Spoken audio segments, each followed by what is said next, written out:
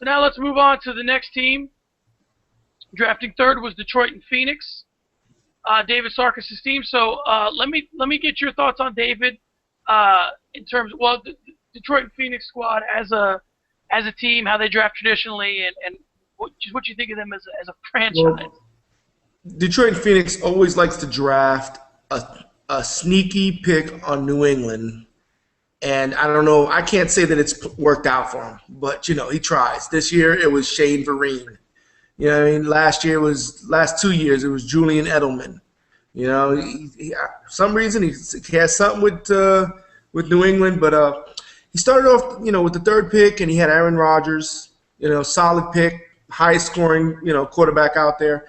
But I did not. Maurice Jones-Drew, second round, is traditionally running backs that hold out, they get hurt. You know what I mean? He didn't pick up his handcuffs, so that kind of shakes me a little bit. Brandon Marshall's expected to have a great year, coming back playing with Cutler again this year. Tight end in the fourth, Aaron Hernandez, the second tight end on that team. Is he going to be like a wideout? He better be if you're going to take him in the fourth. Kevin Smith with injury issues, Titus Young. I think that's a solid pick, but he has a few holes, a few question marks, but overall it's an okay team. Your thoughts? Well, I couldn't disagree with you more. I think this is a very solid team. I think I'm not crazy about the Jones-Drew pick either, but it's hit or miss. Some guys, he certainly got talent.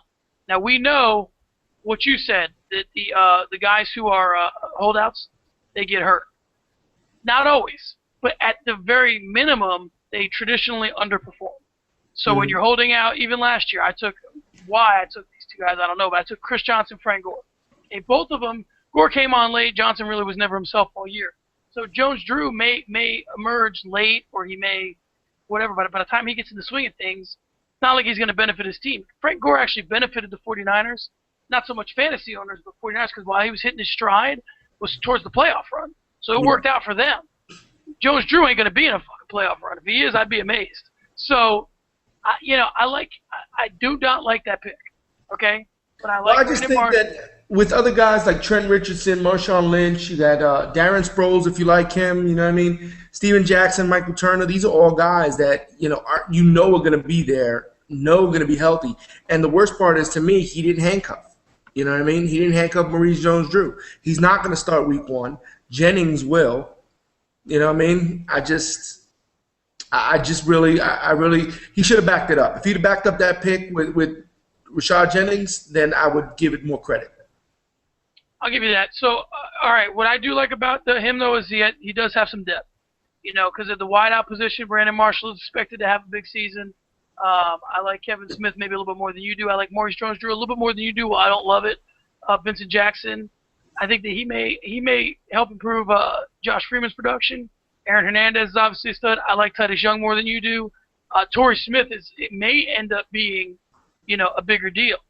Because he's going to get his touchdowns. Flacco's kind of going through that thing now where he's going to maybe do before the season what Eli did and say, hey, I'm a elite quarterback, and then go out and try and prove it. So we'll see. Daniel Thomas, you never know what you're going to get from Reggie Bush. So I like his depth, and I like his team. Yeah, I like the Titus Young pick, actually, because we'll talk about Calvin Johnson later, but I like the Titus Young pick. I like Joe Flacco as his backup. I like Torrey Smith. He has a lot of upside. Overall, his team's okay. Like I said, he's just got the tight end a little too early, and the MJD pick. He's got some issues at running back there. All right, so let's go ahead and give some grades. You gave the first grade before, so I'll give the first grade now. I'm actually going to give him an A. I really like this team. Wow. Yeah, I'm going to give him an A. I like it a lot. I think he's going to ride Rodgers. I think Jones-Drew is going to be better than you do. I think Marshall, Jackson. I don't like what he's doing at running back necessarily, but I just think he's going to get more out of Jones-Drew and Smith than you do, and I think he's going to have a really balanced team. Well, you give him a lot more credit than I do. I'm going to go ahead and give him I got to give him a B minus. I mean, I was actually thinking C, man, but with the Aaron Rodgers, I can't give him that low of a grade. So I'm gonna go B minus on him. I really can't speak too much on it. He does have a lot of depth, so that's one thing giving him a boost. But a Texans defense before the 10th round, man, I just can't see it. Uh, Going to a Matthew Berry, he actually gave him an A minus. Really? So I think what we're learning here is that I have a future as a draft evaluator for fantasy football on ESPN. Now, I'm not going to say that I should, get my resume cleaned up, but I think that we're really starting to see here my emergence as a draft evaluator.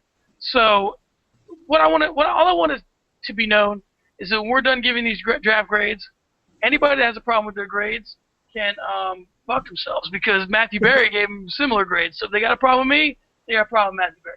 Okay, so